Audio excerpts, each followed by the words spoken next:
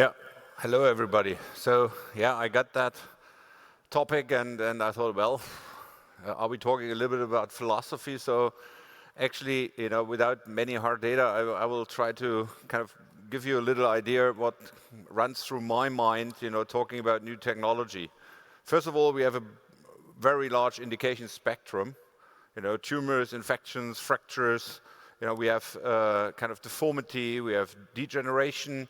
So I would rather focus a little bit on the degenerative part. Otherwise, we have so many new technologies, not only in this session, I can't kind of talk about everything.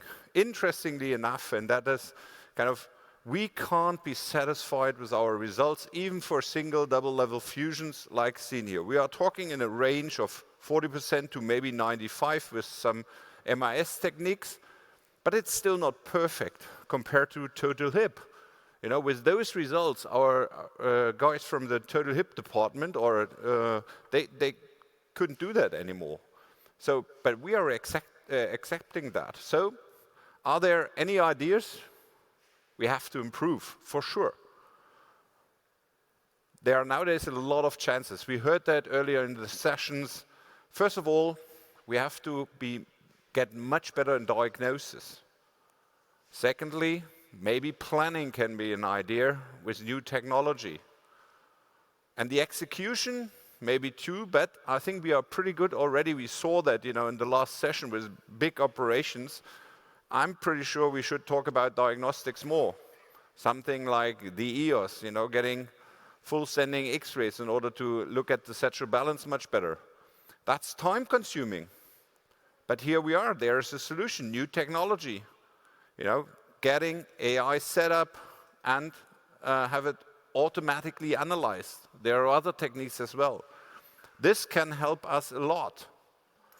And we made a little study on that and showed that we are as good with the AI algorithm, and the more we get in, that can help us taking off time of our daily doing.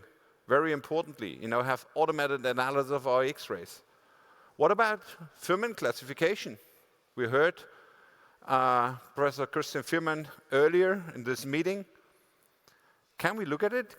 Should we look different at the DIS, or maybe are we able to analyze with new technologies this better? Yes, of course. There's a paper from Leipzig, they make an automated three-dimensional imaging analysis, that we are getting better. There's another one from the group around Florian Geiger. They even predict neuropathic pain from that. And, I couldn't agree more from what's been said from the engineers today. Yes, of course, there's a good chance that this technology makes us better. What about, PET things, or kind of focusing, getting an idea from new technologies which disc is painful? I mean, we did this analysis, discography, we shouldn't do that anymore. Are there better analysis? Yes, of course. There's the NOCI scan option. They look at, kind of some biomechanics, some biomechanical acid pain markers and structural integrity markers for the spine. And yes, they are able to identify the painful disc. That's pretty interesting. We are kind of looking for that for ages. And that's the other point. And an additional point.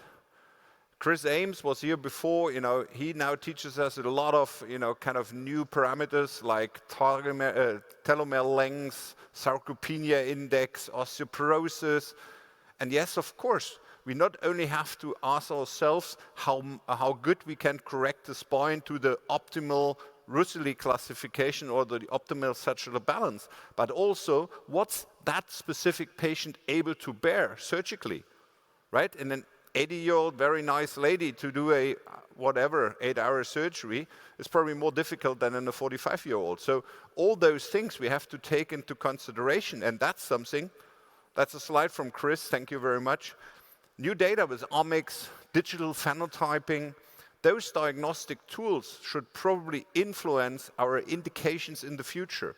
And that's new, but it's already there. And maybe we get that all together in algorithms, AI-based, which can help us to have more in our, have more information as we can store in our brains nowadays. Next topic, planning. Some simple advantages.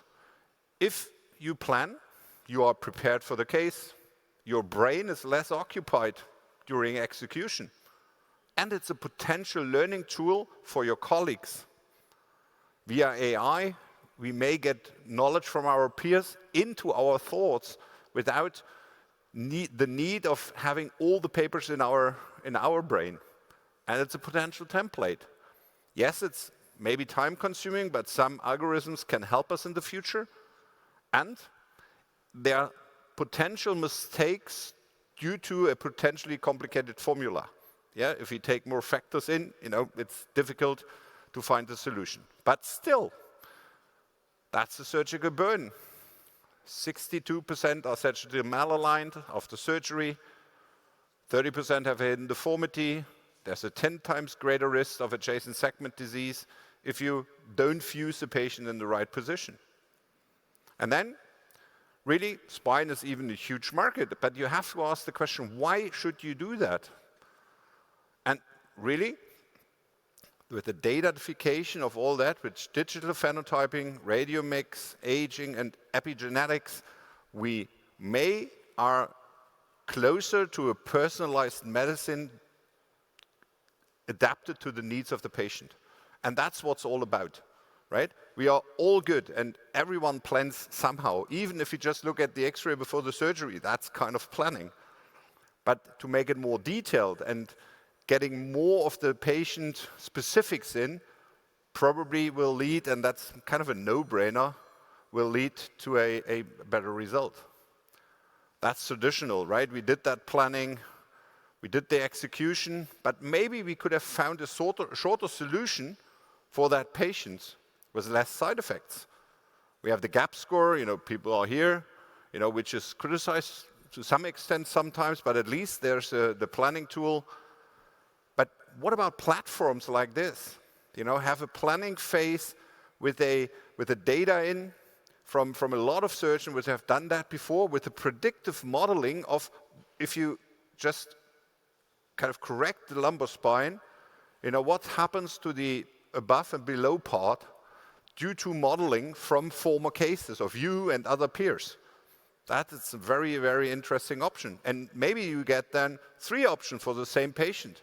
And as you can see here, on the right side, there's a lot of green in it, which means that's probably the best option according to the Russelli classification. And think of it, if we would have some telomere lengths, some frailty index measurements, whatever in that, and know on top how much that patient is able to bear with the surgery, we might have a better outcome because less infection, maybe earlier back to feet or back to walking.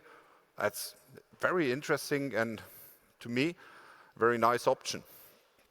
You can plan the rods and the screws, maybe then they go directly into the robot and you can execute it to make the surgery easier for you. That's what we already have seen with the planning. Even the best of all US surgeons get better with the result. Pretty simple.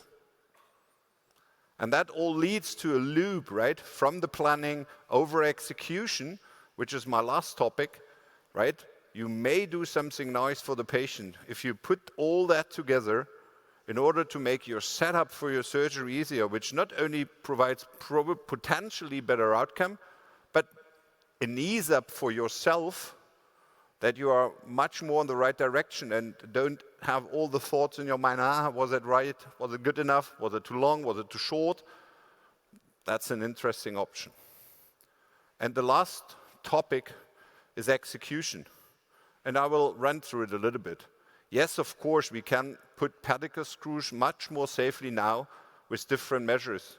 Neuromonitoring, neuronavigation, even the PediGuard, kind of ultrasound, and obviously the robot enable us, even the best of all surgeons, to be better in screw placement and maybe in the right direction, no question. You can potentially use image guidance as a learning tool, because it's very, very difficult to teach freehand, your resident to put a pedicle screw, because if he has no good 3D imagination, but with this tool, he can learn, or he or she can learn that much better. We have semi-automated robots. Very nice. Planning tool in it. Maybe we get the data from the platform later on to kind of have the screw not only in the pedicle, but in the right angulation for your correction. That's all possible. But what about that? Control of sudden bleeding by accurately visualizing its origin, and even in a bloody field with a robot or whatever. Or have the actual tumor margins, you saw that in the last session. Or suturing an anterior dural tear or ligation of a vessel in the front from behind, because the robot or the navigation gives you the direction, because otherwise it's very difficult. So that's another option. But maybe we have to integrate the Da Vinci into spine surgery for doing that, which is a robot. That's an interesting thought. There are burning questions, obviously, right? How many surgeries do you have to do to justify the CT Navi investment and a robot on top? Who tells the managing director and what?